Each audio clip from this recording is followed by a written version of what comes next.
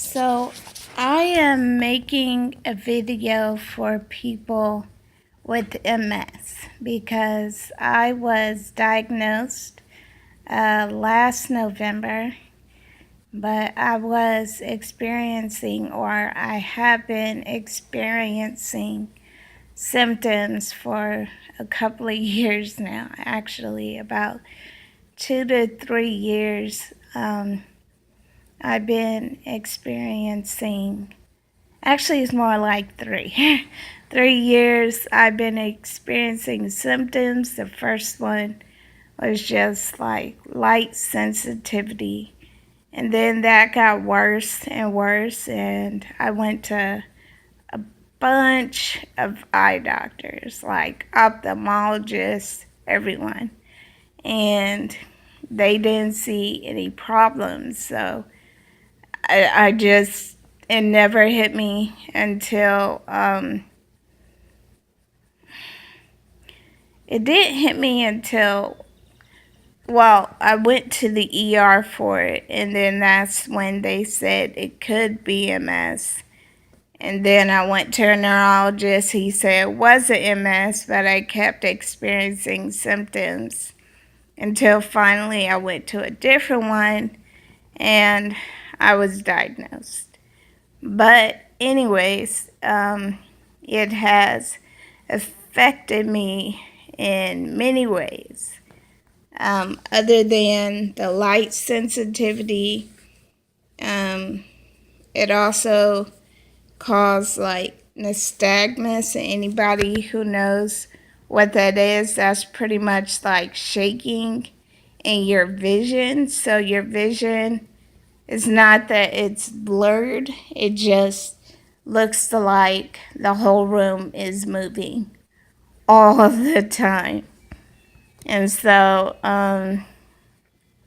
yeah, and then just other stuff that like ataxia, that's shaking of limbs. So my hands and my legs would shake.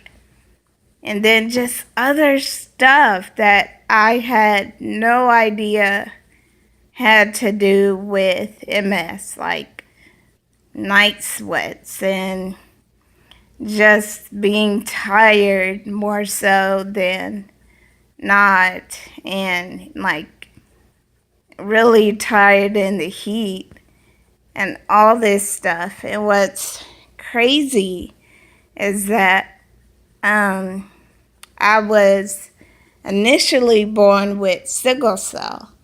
And so I went to the doctor and I was like, I'm feeling more tired than usual and I don't know why. And he's like, well, you have sickle cell. It's supposed to make you feel tired. And so I really, like, I was doing everything that I needed to do, but I still wasn't getting a diagnosis, a proper diagnosis of MS. And so now I've just been pretty much living one day at a time. I'm doing physical therapy, occupational therapy, speech therapy. I'm doing all of it, and so far so good. I don't know. I was telling my sister-in-law pretty much that I just have to make sure I don't get overwhelmed by thinking about it so much. So staying busy, even me making this video, oddly enough, is something good. It's kind of like a small act of therapy, because me just sitting around thinking about yesterday and everything is just, it's not helpful at all. And when I went to, inpatient? When I went to inpatient after my last flare up, that was when like things started becoming really overwhelming.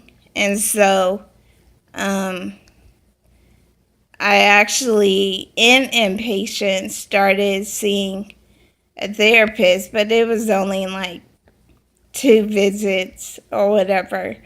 But he told me about his favorite movie, which is Apollo 13.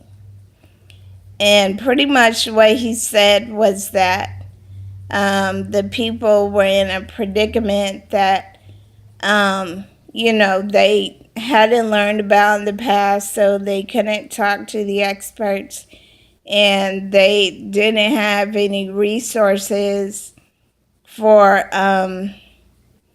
like, just knowing what to do ahead of time because it had never happened.